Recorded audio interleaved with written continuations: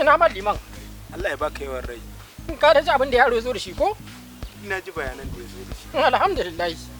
To amma wani hanzari ba gudu ba. Allah ya baka yawan rai. Me zai hana mu jinkirta har Allah ya dawo da su daga birni?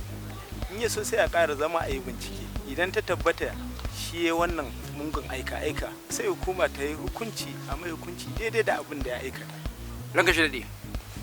Wannan fa abu a bayyane yake. Saboda biri ya kama da mutum.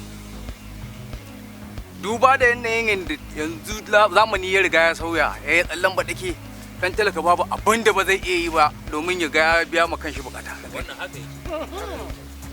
Shi ne yaron nan ya tafi ya je ya samu 'yan ƙungiyar asiri, aka haɗa kai da shi, aka zo aka tsotse wa dattijan nan jini. Aka narka mai maƙudan kuɗi shi ne ta tare tsoho aka tafi binne asibiti. Ranka dai a duba lamarin nan fa. To muna nan hage dawo. Haba shamaki, wannan fa zargi ake, ba wai an tabbatar ba. Ku bani hankalin ku nan. Idan har ta tabbata yaron nan akwai hannun shi a cikin wannan al'amari. To na rantse da Allah sai na sa an jefe shi. Yawwa. Ko ba haka ba? Gaskiya ne wannan gaskiya. Ina yaro. Dan nan ranka da dai. Ko na barurinka. Haka ake al'amari. Sai ka komai ya daidaita.